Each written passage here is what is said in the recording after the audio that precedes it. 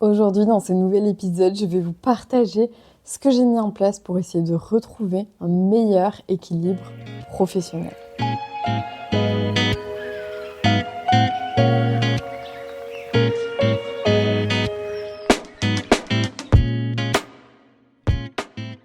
Et bonjour! Alors aujourd'hui, dans cet épisode, je ne savais même pas trop quel titre lui donner.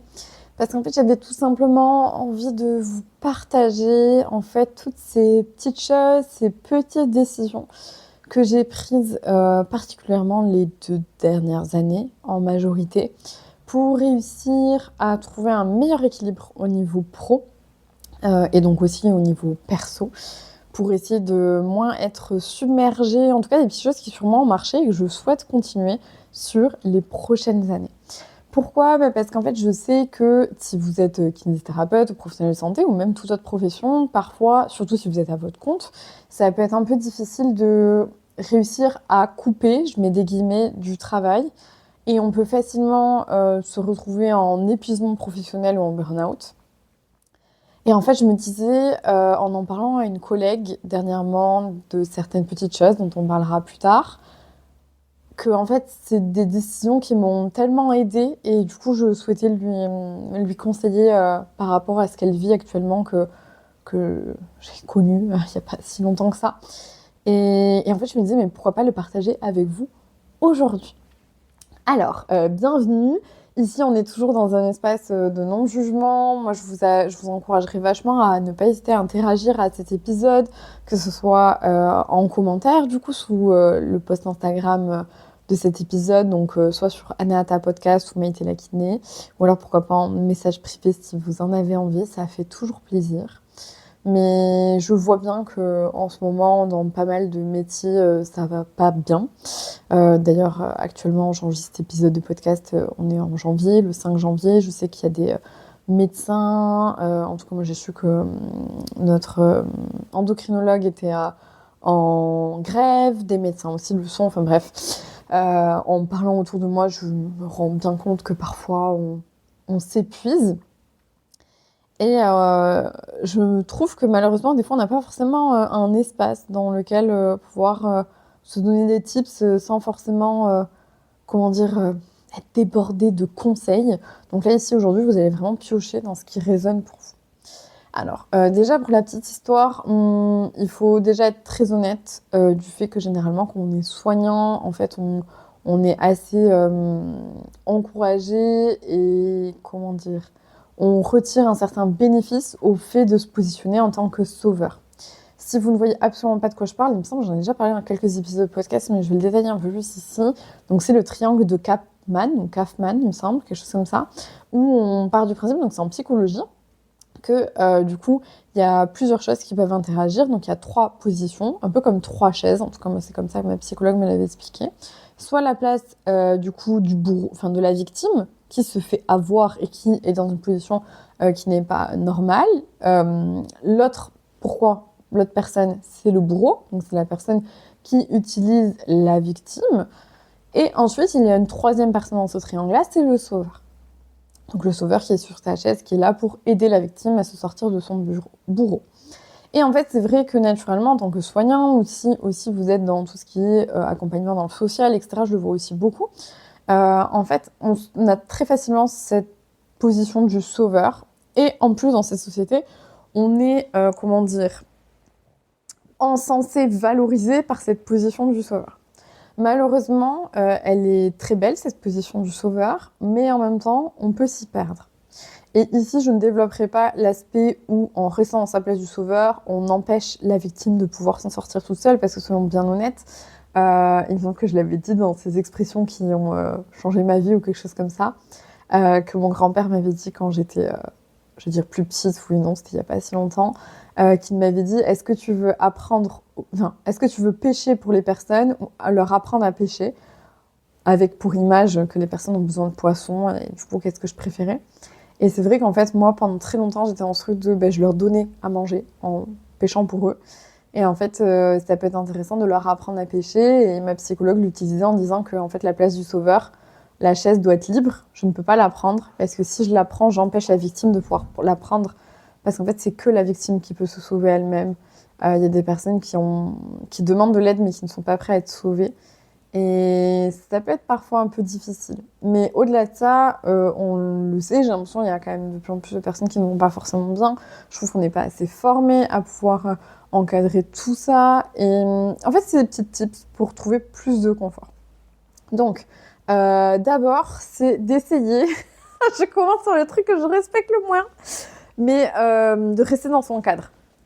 Comment dire? De rester dans son cadre, moi je parle au niveau du temps. Parce que je suis quelqu'un qui est facilement en retard, parce qu'en fait je veux donner, parce que sinon j'ai l'impression que la personne va être déçue. En fait, moi j'ai peur que la personne en face de moi soit déçue, donc j'ai tendance à donner beaucoup. Donc je suis hyper exigeante envers moi-même, c'est un problème. Et en fait, ce qui fait que je déborde tout le temps, donc ce qui fait que je finis tout le temps beaucoup plus tard que ce que j'ai prévu. Et en fait, en plus des fois, je sais pas si c'est déjà arrivé, mais c'est des personnes qui ne se rendent pas forcément compte, parce que pour moi tout le temps tout est ok. Alors qu'en fait, c'est pareil, déjà que je déborde, en plus la personne me pose des questions, je me sens obligée d'y répondre, etc. Et donc, je suis dans une spirale infernale où j'ai tout le temps du retard. Même si, attention, des fois, c'est ok d'avoir du retard si la personne a vraiment besoin, on vient d'apprendre une très mauvaise nouvelle, ok. Mais par contre, je dois rester dans le cadre défini de ma prise en charge. C'est-à-dire, si je suis payée pour 30 minutes, la personne est avec moi pendant 30 minutes ou moins. Je ne vais pas forcément déborder tout le temps plus. Si la personne vient me voir en séance de kinésithérapie, je ne vais pas pratiquer de la médecine chinoise parce que la personne est venue en séance de kinésithérapie remboursée par la sécurité sociale, donc je n'ai pas à pratiquer de la médecine chinoise. Pour une petite anecdote, je sais que la thérapie viscérale, la première année, j'avais été complètement ok, je l'avais dit à pas mal de patientes et patients que je l'utilisais en séance pour avoir leur retour, pour moi me faire la main aussi, donc je le faisais en séance de kiné. Et en fait, du coup, après derrière, au bout de 1 an de ma formation, ce qui a été beaucoup avec du recul, du coup, j'ai dit, là, non, par contre, ce n'est plus pris en charge. Si vous en ressentez le besoin, il faudra payer parce que c'est une séance déconventionnée. Alors, c'est essayer de faire respecter son cadre, mais en fait, souvent, quand on dit faire respecter et que les patients ne veulent pas le respecter, soyons très honnêtes, c'est nous-mêmes qui laissons une porte ouverte terrible. Et que c'est pour ça que les personnes, parfois, en profitent, parce qu'ils voient que la porte est un tout petit peu ouverte. Donc, c'est comme parfois de se dire qu'en fait, on accompagne des personnes qui vivent des choses très difficiles. Personnellement, je parle particulièrement d'abus, de choses difficiles comme des violences, et en fait, ou des arrêts de grossesse ou autres, ou des deuils périnatales, enfin bref. Et en fait, tout ça, on peut vite être très touché par ce que traverse la personne. Forcément, on crée un lien particulier. Même moi, je pense à certaines patientes, forcément, il y en a, je les ai suivies à leur diagnostic d'endométriose, pour certaines, et dans le pire des cas, dans leur démarche pour la fertilité, pour ensuite être enceinte, pour ensuite en postpartum, premier bébé, deuxième bébé. Et forcément, on tisse du lien, parce qu'on partage des choses ultra intimes. Mais je dois rester dans mon cadre de ma séance. Et ensuite, je n'ai pas à envoyer de message, à déborder en fait de mon cadre. Ce que je dois aux patientes, c'est faire ce qui est dans ma possibilité dans le cadre de la séance. Voilà. Et je le dis, il y en a peut-être qui, en m'écoutant, vont se dire mais ouais, non, mais tu débordes beaucoup trop du cadre. Oui, j'en suis consciente, mais j'imagine que peut-être parmi vous, il y en a aussi qui le font et ça leur fera du bien à l'entendre. En tout cas, je le fais en pleine vulnérabilité ici. Donc j'essaie de vraiment beaucoup plus structurer. Déjà en plus là aujourd'hui de demander du coup de l'argent dans les séances déconventionnées, forcément c'est quelque chose de différent. Et je dédramatise aussi beaucoup. Alors j'aime pas trop faire ça, mais en même temps c'est la vérité. Parfois en comparant avec des collègues particulièrement ostéo, même si cœur sur vous je vous adore, mais je me rends compte que forcément dans cette profession c'est normal de demander de l'argent parce qu'ils n'ont pas de prise en charge sécu. Et en fait je me rends compte que certains demandent facilement 60-65 €. Je dis pas que ça les vaut pas, hein, mais... Et en fait, du coup, sur leur feuille, à l'entrée, il y a écrit 1 heure. Et, et j'en vois que certains, en fait, les séances durent 45 minutes. L'heure n'est même pas passée. Alors, peut-être parce qu'ils sont très forts et qu'ils ont solutionné avec le patient ou autre. Encore une fois, je suis pas là pour juger. Mais moi, ça m'aide en me disant, mais pourquoi tu veux tout le temps déborder? Pourquoi tu veux toujours proposer toujours plus, toujours plus? Enfin, des fois, j'en deviens même angoissante tellement je propose plein de choses. Donc, c'est juste me structurer par rapport à ce pourquoi la personne a décidé de venir. Et si jamais elle a besoin d'autre chose, mon rôle, c'est de la prévenir que potentiellement j'ai d'autres outils qui pourraient l'aider et l'accompagner, mais c'est tout. Donc Voilà. Une autre des choses que j'ai décidé de faire, et ça depuis un petit moment, et franchement, meilleure décision ever, c'était pendant longtemps, j'avais les notifications de ma boîte mail, de même toutes mes boîtes mail, parce que forcément j'en ai différentes, hein. J'ai ma perso, j'ai ma pro du cabinet, j'ai ma pro de Maïté la kiné, et j'ai ma pro de Anata Code Basque. Et j'ai ma pro du podcast, et j'ai ma pro maintenant de yoga et endométriose. Toujours plus. Et en fait, j'avais tout le temps les notifications sur mon téléphone. Donc en fait, tout le temps, mais je savais que j'avais des mails qui étaient arrivés pour ci, pour ça, etc. Et au départ, je ne voyais pas le problème, jusqu'à ce qu'un jour, ma psychologue me demande de lister ce qui me coûte de l'énergie, ce qui me crée du stress et qui me donne cette impression d'être débordée. Et une image qui m'était vite venue, c'était cette image justement de mon téléphone qui sonne, je vois un mail, je me dis putain on attend ma réponse donc il faut que je le fasse. Alors en fait clairement c'est des réponses qui pourraient complètement atteindre. Mais moi dans ma tête ça se rajoute à ma to-do list et j'ai l'impression que je termine jamais ma to-do list. Déjà moi je vous le dis les to-do list 3 quarts du temps c'est de la merde parce qu'on les pose et en fait on a l'impression que nos journées elles sont super longues et on laisse pas de place à l'imprévu alors que dans les journées il y a toujours de l'imprévu. Et en fait c'était une très bonne décision de les déconnecter de mon téléphone parce qu'en fait, du coup, pareil, à une époque, ça remonte il y a longtemps, j'étais à la fac, j'avais même, c'était Thunder Mail, je sais plus, c'est un truc lié avec Firefox, je crois, où en fait, du coup, ça venait récolter tous mes mails et ça me les notifiait, vous savez, en haut à droite de mon écran, du coup, ça me disait, vous avez un mail, chic. En fait, au bout d'un moment, ça venait tout le temps polluer mon espace. Et en fait, maintenant, mes mails, c'est très simple. En fait, je n'ai pas de notification pour mes mails. J'ouvre ma boîte mail, je vais regarder ce qu'il y a. Ok, très bien, tchac. Et en fait, en fonction, je trie. J'ai des sortes de codes couleurs, etc. Il y a des choses urgentes. Généralement, c'est très urgent. Quand j'ai ouvert ma boîte mail, c'est que je suis potentiellement prête à répondre à des choses urgentes, donc je m'en occupe de suite. Il y a des choses qui sont un peu en attente. Et il y a des choses, en fait, qui peuvent largement attendre beaucoup plus longtemps. Donc, je trie un peu en fonction de ça. Mais ça me procure beaucoup moins de stress, vous voyez, que de me dire « Ah putain, il y a ci, ah putain, il y a ça, etc. » Voilà, si vous êtes connecté à votre boîte mail, n'hésitez pas à vous en déconnecter. Et après, je sais que sur le téléphone, moi, pour autant, j'ai quand même l'application. Ce qui fait que si on me demande, je peux quand même me connecter sur ma boîte mail depuis mon téléphone, mais je ne reçois pas les notifications en direct de combien il y a, elles ne s'affichent pas non plus. Parce que c'est pareil, moi, si elles s'affichent, j'ai un truc, vous savez, les personnes qui ont tous les numéros, là, enfin, les notifications sur le téléphone qui sont à je sais pas combien, moi, ça me stresse. Mais en fait, j'ai besoin que tout soit 0. C'est un problème, mais c'en est un autre. Donc ça m'avait beaucoup aidé. L'autre chose, c'était aussi de ne pas oublier à mettre des mails d'absence quand je suis réellement en vacances, pour aussi prévenir les personnes que du coup, c'est normal que du coup, ils n'ont pas de retour de ma part.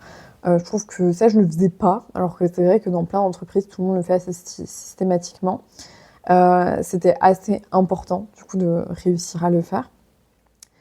L'autre chose, c'est que je me suis supprimée des groupes WhatsApp dans lesquels on m'a rajouté et que je n'avais pas forcément demandé, ou en tout cas dans lesquels j'ai été ajoutée ou je me suis ajoutée et qui aujourd'hui ne m'apportent plus grand-chose. Parce qu'on a tous des groupes WhatsApp énormissimes de plein de choses. Alors au départ, souvent l'initiative est géniale. En fait, au bout d'un moment, on est toujours spammé de plein de choses. Ou alors vous avez Chantal qui vient raconter sa vie. Voilà, faut pas hésiter à quitter ces groupes WhatsApp, au minima à les mettre en sourdine. Moi, je vais pas mentir, tous les groupes collectifs sont en sourdine. En fait, je ne vais pas être tout le temps polluée par des notifications qui n'arrêtent pas. Parce qu'on est d'accord qu'on a des trucs de groupe, en fait, ça n'arrête jamais. Une fois que c'est lancé, il y a quelqu'un qui répond à un autre. Est-ce que j'ai besoin d'avoir une notification à chaque fois que quelqu'un a répondu à l'autre ? Absolument pas. Le seul groupe que j'avais plutôt, avec les notifications, c'était le groupe avec mes secrétaires, etc., du cabinet, qui me disaient telle patiente annulée, etc. Mais ça, c'est pareil. Ce que je faisais, c'est que quand je ne travaillais pas, je le mettais en sourdine et j'avais prévenu mes secrétaires en leur disant, en fait, tel jour et tel jour, tu sais que je travaille pas, ou telle matinée ou autre. Et du coup, même des fois, même quand j'allais au yoga, tous les jeudis matins, par exemple, je suis au yoga à la maison de la femme. Et en fait, du coup, je me coupais ces notifications-là. Et en fait, je disais, s'il y a vraiment quelque chose d'urgent, fais-moi un SMS. Parce qu'en fait, souvent, c'est très rare que ce soit urgent, parce qu'on est d'accord, je suis pas urgentiste. Mais au-delà de ça, en fait, ça pouvait attendre que je sois au cabinet pour le gérer. Et donc, par contre, ce que ça me demandait de faire, c'était d'arriver plus tôt au cabinet pour pouvoir gérer ça. Parce que si j'arrive pile poil pour mon patient, après, je me surcharge de nouveau toute seule. Donc voilà, mais je trouve que ça m'aidait bien, en fait, vraiment de pas me sentir surchargée. Et chose aussi que j'essaye de faire, mais j'ai vachement du mal, c'est essayer de ne plus ouvrir les messages si je ne suis pas potentiellement pas prête à y répondre. Parce que moi j'ai une curiosité de malade et donc en fait j'adore aller regarder ce qu'on m'a dit, sauf en fait je regarde et en fait après derrière j'oublie de répondre. Et à une époque ce que je faisais c'est que je faisais des screenshots de personnes à qui je devais répondre. En fait j'allais pas revoir mes photos, je m'en sortais plus, enfin clairement c'était n'importe quoi. Pareil pour les vocaux. J'essaye de faire moins de vocaux qu'à une époque. Où à une époque, je faisais des vocaux à tout va. Et en fait, les vocaux, c'est ultra intrusif quand même. Alors, c'est super cool parce que c'est vrai que moi, je trouve vite les messages écrits très impersonnels et qu'ils sont plus facilement, interprétables de la mauvaise manière ou autre. Surtout que moi, j'ai quand même l'impression d'avoir du mal à m'exprimer à l'écrit. La preuve, j'en ai fait un podcast, hein, voilà. C'est pas mon truc, les fautes d'orthographe, c'est difficile. Et encore, quoique maintenant, il y a ChatGPT qui est quand même assez cool. J'avoue que c'est une honte écologique, hein, je vais pas mentir. Mais moi, sur les fautes d'orthographe, c'est quand même de ouf aidant. En plus, je lui demande toujours de me les corriger, mais de me apprendre pourquoi je me suis trompée. Comme ça, je me dis, bon, j'apprends aussi. C'est pas juste, je lui dis, corrige-moi les fautes et je m'en fous, je les ai même pas vues, quoi. Donc voilà, et par exemple, à force, il me dit, vous faites souvent cette erreur. Je suis là, ah putain, oui, il a raison. Bon, voilà. Et ce que je voulais dire, oui, c'est que l'écrit me coûte beaucoup d'énergie. J'avais l'impression que faire des vocaux, c'était plus simple. Sauf qu'en fait, moi-même, la première, en fait, j'ai du mal à trouver l'espace d'écouter des vocaux, à part dans ma voiture, et d'essayer d'y répondre quand je suis en train de conduire, ce qui n'est absolument pas bien. Et en fait, c'est pas dingue, quoi. Et donc, je me dis, non, il faut que je passe beaucoup plus à l'écrit et d'accepter que je regarde le message que quand je suis potentiellement prête à y répondre. Sinon, c'est pas grave, je laisse une notification. J'avoue que les seuls vocaux que j'apprécie, c'est vraiment là, en ce moment avec ma collègue, on fait des débriefs sur la Star Academy, etc. Et en fait, enfin, ma collègue, en plus, on ne voit pas tout le temps, mais c'est ultra intéressant de se dire, voilà, on se fait des petits débriefs, etc. Et en fait, je sais qu'elle va me faire un débrief sur ça, et du coup, je peux l'écouter en cuisinant ou autre. Mais je sais que c'est pas du pro, donc c'est kiffant. Mais du coup, des fois, on se répond que 2-3 jours plus tard, parce que c'était pas la priorité. Et à chaque fois, en plus, on a cette habitude de s'excuser en disant « Ah, désolé, je te réponds que maintenant. » Franchement, il faut arrêter. Non, on peut pas être disponible tout le temps pour les gens. Ça serait une autre chose aussi que je préciserais, c'est ok que je sois pas tout le temps disponible pour tout le monde. On vit aujourd'hui avec un téléphone qui est tout le temps branché à nous, sauf qu'en fait, bah, moi j'ai le droit d'avoir des moments pour moi où j'ai plus mon téléphone. Et c'est vrai que ça me fait penser à un autre truc qui est que quand je pars vraiment en vacances, mais des vacances où je déconnecte, ou que je sens que ma carafe commence à être trop pleine. Donc ma carafe, c'est ce que je suis capable de supporter, etc., dans tous les sens du terme. Et bien en fait, du coup, je finis par... j'ai un iPhone, et en fait, je sors ma carte SIM. D'ailleurs, en plus, ça tombe bien parce que on en reviendra après, il y a autre chose à savoir là-dessus, mais je sors ma carte SIM, qui en plus est ma carte SIM perso. Et en fait, je reconnecte à mon vieux téléphone. Vous savez, les vieux téléphones, il y a des claviers et tout. Ça. Il n'y a pas de truc tactile, rien du tout. Il ressemble à un BlackBerry, là, vite fait, c'est un Samsung. Et en fait, du coup, là-dessus, on peut juste m'appeler et m'envoyer un SMS. C'est tout. Et en fait, du coup, je déconnecte vraiment, mais je reste joignable si je veux aller marcher, si je veux aller en randonnée ou autre.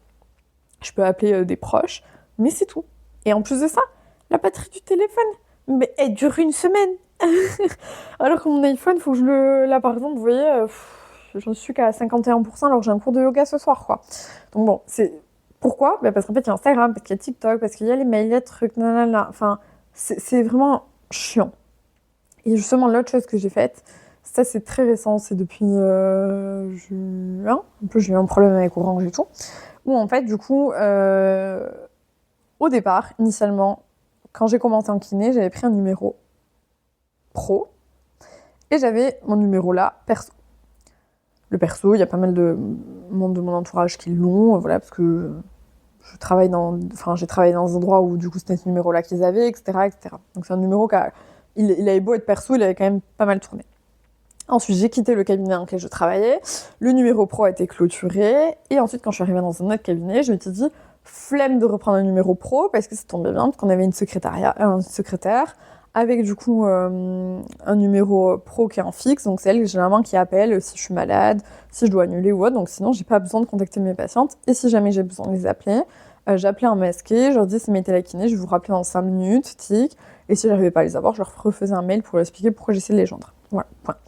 Donc ça, c'était très bien. Sauf que quand j'ai commencé à diversifier un tout petit peu mon activité en 2019-2020, ça a commencé déjà à être un problème, parce qu'en fait, un peu besoin de numéro de téléphone pour les prises de rendez-vous ou autre. En tout cas, c'était pas logique que ce soit mes secrétaires qui s'en occupent. Enfin, au départ, j'avais essayé, c'était trop galère. Parce que par rapport au déconventionné, j'avais quand même besoin d'avoir les personnes au téléphone. Et après, le gros changement, c'était les cours de yoga. Cours de yoga, donc je fais à la Maison de la Femme à Saint-Jean-de-Luz. Donc là, c'est absolument pas le rôle de mes secrétaires de s'en occuper.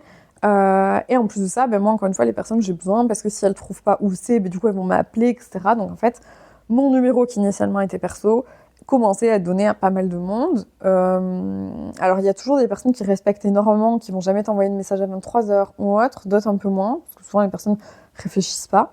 Et c'est ok, hein, c'est comme ça. Et là, maintenant, c'est un numéro en fait que j'utilise sur un Atacode Basque. Il est écrit un peu partout. Et puis en plus, il y a quasiment tous les collègues avec qui je travaille, ostéo, sage-femme, gynéco, médecin, enfin tout ça, vous voyez, qui ont ce numéro-là. Donc en fait, il est pas mal sollicité ce numéro. Et en fait, au bout d'un moment, je sentais qu'en fait, ça n'allait pas. Et donc, qu'est-ce que je faisais? Il y avait des week-ends où je mettais mon téléphone en mode avion tout le week-end. Parce qu'en fait, j'étais là, je veux pas avoir les notifications. Et en fait, c'était moi, de temps en temps, qu'aller voir. En fait, quand je voyais toute la notification, ça me stressait.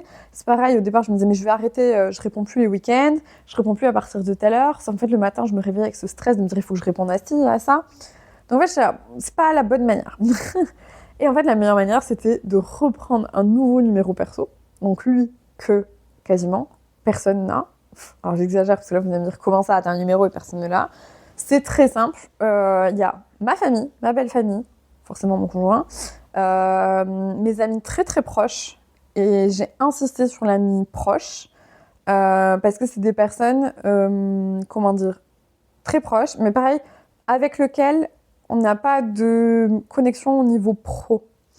Pourquoi? Parce que je sais aussi, moi je le vois avec 2-3 amis où j'ai leur numéro pro et perso, des fois je sais jamais sur quel message je dois leur envoyer parce qu'en fait des fois je vais leur demander des trucs pour le pro, des fois un peu pour le perso, mais en vrai rien n'est jamais très urgent.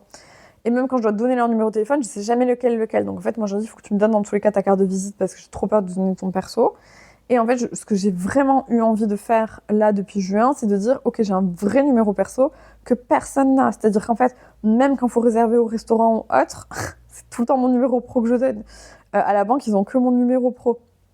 Quoi que je dis ça, dans la nouvelle banque, ils ont le perso. Bref, enfin, vous voyez, c'est vraiment, j'ai poussé le truc jusqu'au bout du bout. Si je réserve un massage, c'est avec mon numéro pro, etc. Parce qu'en fait, je ne veux absolument pas que mon numéro perso circule. Parce que dès que je suis en week-end, je coupe toutes les notifications. Et au moins, ça me permet vraiment d'avoir des vrais week-ends. Et je me suis aussi laissé une partie les lundis matins où, du coup, j'ai tant de minutes pour venir regarder les notifications, répondre aux plus urgents, etc., etc. Et pareil le mardi matin. Parce que souvent le lundi matin, c'est difficile que j'ai déjà tout fait. Enfin, et si j'ai tout fait, tant mieux, je fais de l'administratif le mardi matin. Mais finalement, ça m'a vachement aidé de m'intégrer un temps spécifique à ça et d'avoir un vrai numéro perso-perso. Parce que c'est vrai qu'au fur et à mesure, certains de mes proches me le disaient. Ils me disaient en fait, ok, on comprend en réalité que t'es surchargée et tout, mais en fait, nous, tu nous réponds plus, quoi. Enfin, au bout d'un moment, c'est pas agréable. Et j'étais là, ouais, je comprends complètement, mais en fait, je peux plus parce que la moindre notification m'angoisse et me stresse, en fait. Alors que vous êtes mes amis et qu'en fait, vous allez me parler de trucs chouettes, mais j'ai l'impression que tout le monde va me demander un truc pour le taf. Et ça, encore une fois, c'était un problème de positionnement où moi aussi, je me rendais trop disponible pour tout le monde. Tout le temps, j'étais, ah oui, à ci, à ça. Enfin, bref. En tout cas, d'avoir un numéro perso qui est donné à très très peu de personnes, ça a changé ma vie. C'est vraiment la meilleure décision. Et là, dernièrement, j'ai dû expliquer à une de mes collègues, justement, j'ai dit, non, désolée, tu l'as pas, ce numéro-là. Pourquoi? Justement, c'est là avec qui on fait les débriefs Starac. Parce qu'en fait, je t'apprécie énormément. C'était que pour le côté apprécié, tu l'aurais, ce numéro. Mais en fait, vu qu'au niveau pro, tu peux éventuellement un jour donner mon numéro, je préfère éviter les erreurs de suite parce que je vais pas tout le temps changer de numéro de téléphone, c'est chiant, hein, je suis pas non plus je suis pas une personnalité, hein, voilà. Mais et je lui ai dit en fait les 3/4 du temps quand même, soyons très honnêtes, on parle du pro, les quelques moments où on parle de perso, c'est différent et c'est pour la Starac. Et donc moi des fois même les week-ends, je vais quand même vite fait sur WhatsApp même si je désactive les notifs parce que je sais que potentiellement tu me parles de Starac. Mais j'ai aussi fait un travail d'acceptation de me dire qu'il y aura forcément des notifications que j'aurais pas vues, auxquelles j'aurais pas répondu. Parce que c'est pas le moment, en fait. Donc voilà. Et je trouve qu'on a un peu perdu ce truc aussi de contacter les personnes par mail quand il s'agit de travail. Parce qu'encore une fois, le mail, c'est beaucoup plus facile de dire que tu coupes que WhatsApp, on se sent vite surchargé. Et c'est ce que j'essaie d'expliquer à une amie dernièrement qui traverse vraiment des moments pas simples et de lui dire, mais en fait, il y a plein de choses aussi qu'on peut mettre en place pour arrêter de se sentir surchargé. Parce que les personnes continueront tout le temps de nous demander des choses, quoi. Donc voilà. Et aujourd'hui, ça va beaucoup mieux sur ça. Alors je dis pas, hein, je touche du bois et j'espère que vraiment ça continuera comme ça, mais vraiment, c'est des petites choses qui au fur et à mesure m'ont aidé. Une autre chose qui m'a pas mal aidée, c'était aussi de me faire des vraies pauses déjeuner. Parce que j'avais tendance à en fait faire des pauses déjeuner en même temps que je faisais ci, que je faisais ça, parce que je me disais comme ça, ce soir je pars plus tôt et j'ai pas de taf à faire. Ça en fait, surtout des journées comme aujourd'hui où il fait extrêmement beau, bon, vraiment il fait extrêmement froid. En fait, c'est ultra agréable de juste sortir le nez dehors 5 minutes, de marcher un peu et d'avoir une pause, en fait, vraiment. Et en fait, pour moi, il fallait que je travaille, sinon j'aurais pu prendre des patientes, parce qu'il y a des patientes qui attendent depuis longtemps, etc., etc. En fait, c'est pareil. Il faut que je me détache du fait que potentiellement il y a des patientes qui ont de l'attente, bah, parce qu'en fait, je suis pas responsable. Et derrière, elles sont libres d'aller voir quelqu'un d'autre. Et si elles trouvent pas quelqu'un d'autre, bah, je suis pas responsable du fait qu'il y a pas quelqu'un d'autre qui peut les prendre en charge. Voilà, en fait, j'ai mes limites. Et en fait, mes moments pour moi sont aussi ultra importants. Et par exemple, d'avoir reconnecté vraiment avec le sport, chose que j'arrivais très bien à faire avant Covid et que le Covid a matraqué dans tous les sens, ben, c'est sûr que forcément, aujourd'hui, ça va beaucoup mieux. Et c'est un non négociable. C'est comme si j'avais rendez-vous avec une patiente, en fait. Donc, voilà. Et de temps en temps, quelques-uns de mes proches le savent. Je leur dis, si vous voyez que je repars dans un truc, rappelez-moi, tu te souviens combien t'as payé d'URSSAF? Et en fait, c'est un peu mon leitmotiv, c'est de dire, vu combien je paye d'URSSAF, je pense que je peux bien avoir la liberté de me faire des kiffs, ou des fois, un jour en semaine, de pas travailler. Parce que pour moi, c'était toujours... c'est une valeur travail qui m'a été inculquée très jeune, hein, malheureusement. Enfin, c'est bien, et en même temps, c'est délétère, parce que pour moi, il faut faire 3 travails, alors que finalement, c'est pas ça auquel j'aspire, hein. Mais c'est de se dire, bah oui, vu l'URSSAF que je paye, je pense que j'ai le droit. Et puis moi, je me suis mise à mon compte, c'est aussi pour avoir des avantages, pour si justement j'ai rendez-vous chez le kiné, un collègue pour X ou Y problème de santé, mais en fait, je peux prendre à tel jour parce que je peux m'arranger en fait. Pourquoi j'aurais forcément lui demandé de me prendre dans les derniers le soir, donc lui il finit tard, déjà que moi je termine tard. Bah non en fait, enfin, soyons très honnêtes, je peux m'organiser un peu différemment pour avoir aussi des moments pour moi, pour juste profiter aussi de la vie et de l'espace sans trop de monde, parce que ça me saoule d'aller faire mes courses un samedi, parce qu'il y a beaucoup de monde le samedi. Voilà. Et je préfère travailler le samedi sur mon ordinateur parce que j'ai beaucoup moins de notifications, parce que c'est samedi. Voilà, c'est des petites choses comme ça qui sont quand même aussi cool du coup à retenir. Et je crois que j'arrive tout doucement vers la fin. En tout cas, j'ai un peu moins là d'idées en dehors de ce que j'avais noté. Mais la dernière, c'était aussi d'accepter de dire non à certaines choses. Euh, de dire non à certains repas, de dire non à certaines invitations. Parce qu'elles ne matchent pas avec ton agenda ou tu sais qu'elles vont te demander beaucoup d'énergie. Moi, j'étais souvent quelqu'un... en fait, à partir du moment où on me propose quelque chose, je suis tellement contente qu'on me propose que je dis oui.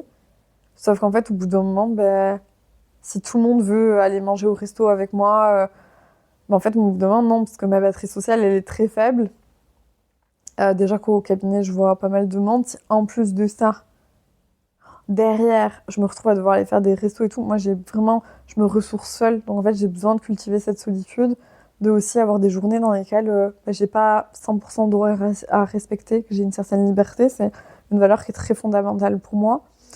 Du coup, pareil, manger à l'heure que j'ai envie, ça c'est réveil. Enfin, c'est génial pour moi. En fait, faut que je me le crée dans la mesure du possible. Mais si on m'impose trop de choses, je sais que ça me convient pas au bout d'un moment. Je peux, parce que des fois c'est cool et que ça vaut le coup. Mais il y a des moments où non. Donc je peux aussi dire que en fait, ce repas avec tel collègue ostéo, j'ai trop envie de le faire. Mais en fait, là, clairement, en ce moment, c'est pas le moment. Et peut-être que oui, ça fait déjà 3 fois que je lui dis que c'est pas le moment. Je suis désolée. Alors, à force, il peut se vexer et je peux comprendre. Mais en fait, là, j'ai pas l'espace-temps, quoi. Parce qu'on est en janvier et que c'est pas mon mood du moment. Donc, voilà. Si, en fait, une autre chose encore, c'est aussi pas hésiter à parler. à parler autour de soi si vous avez des collègues qui font à peu près la même profession que vous, voir comment est-ce qu'ils voient les choses. Parce que parfois, ça aide de voir un peu comment telle personne voit les choses et de dire, ah, ben, je peux m'en inspirer. Pas hésiter à en parler à un professionnel de santé aussi, qui, clairement, c'est leur métier de vous accompagner à trouver des solutions pour être mieux. Et je sais que souvent, on veut dire, je veux tout faire toute seule, je vais m'en sortir. Ou alors, j'entends beaucoup cette phrase de, je suis au bord du burn-out ou j'ai frôlé le burn-out. Mais en fait, pour moi, quand ces phrases-là sont dites, sont très honnêtes, on y est déjà. Et après, oui, on va vous dire, oui, mais le burn-out, c'est pas si, parce que le burn-out, tu peux pas te lever de ton lit. En fait, on s'en fout. Moi, je suis pas professionnelle de la santé mentale, mais en fait, je pense qu'un épuisement professionnel, ça arrive. Et je pense qu'à un moment donné, quand tu commences vraiment à tirer sur la corde, en fait, c'est assez... Enfin, c'est dès que tu commences à voir la corde qu'il faut déjà un peu s'inquiéter et s'offrir des bulles pour soi. Et vraiment pas hésiter encore une fois à se faire accompagner parce qu'en fait, vous le méritez. Donc, rester dans le déni à se dire je frôle le burn-out, mais en même temps, t'as vu, regarde Maïté, je suis capable d'aller chercher mes enfants à l'école, etc. En fait, on se ment souvent à soi-même. Donc, juste essayez peut-être de reconnecter à ce qui vous fait vibrer, à vous, parce que vous êtes la personne la plus importante de votre vie. Et oui, il y en a certains qui vont me dire ah, mais c'est ultra égoïste ce que tu dis. Ben oui, mais l'égoïsme, parfois, c'est bien. Hein. C'est d'être centré sur soi et ses propres besoins. Et ça veut pas forcément dire qu'on vient écraser les autres. Mais si tout le monde connaissait ses propres besoins et les respectait, je pense que le monde irait mieux. Donc, voilà. En tout cas, c'est vrai que non, j'ai même pas développé plus le fait d'avoir un secrétariat téléphonique aussi, avec du coup, le téléphone au cabinet qui ne sonne jamais. Pour moi, ça fait tellement longtemps qu'on a ça que je ne connais même plus ce que c'est. Mais ça, sauvage, putain mon Dieu, ça me sauve la charge mentale. Enfin, moi, je sais pas comment font les cabinets où le téléphone sonne tout le temps, où en fait, tu prends ta pause déj pour te rappeler les gens qui te décrochent pas. Et puis après, ils vont te rappeler le soir. Donc après, tu vas te souvenir qu'ils t'ont rappelé. Ils t'ont dit oui pour tel créneau. Ah merde, mais entre-temps, tu l'as proposé à quelqu'un d'autre. Ou alors, tu l'as pas proposé à quelqu'un d'autre, mais le patient peut pas. Donc, en fait, tu peux le proposer à quelqu'un d'autre parce que tu peux combler le truc. Enfin, ça, je sais pas comment vous faites. Et je trouve qu'aussi, le fait d'avoir une secrétaire téléphonique, ça met un peu de barrière aussi avec certains patients où en fait, ils savent que vous êtes beaucoup moins accessible. Et en fait, clairement, moi, je suis accessible dans les horaires qu'ils m'ont payé. Et après, en dehors, oui, s'il y a besoin pour un truc administratif ou autre, mais techniquement, à part c'est moi qui leur ai dit donnez-moi des nouvelles, mais en fait, faudra être en consultation pour en parler. Il y a très peu de personnes qui travaillent à distance gratuitement 24 heures sur 24, 7 jours sur 7, donc voilà. Et rappelez-vous que vous n'êtes pas urgentiste. Et même si vous l'êtes, vous avez aussi des moments où vous travaillez et d'autres non. Donc voilà. J'ai hâte d'avoir vos retours sur cet épisode. J'espère qu'en tout cas, il aura pu potentiellement vous aider.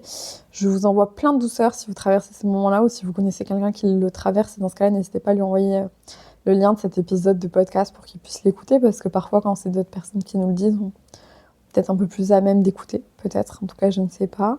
Et si vous avez des tips aussi, des choses que vous avez mis en place, n'hésitez pas. Et n'hésitez surtout pas à le mettre dans les commentaires du post Instagram d'aujourd'hui sur Instagram, parce que ça permet à tout le monde de pouvoir en profiter. C'est vrai que les messages privés, c'est cool aussi.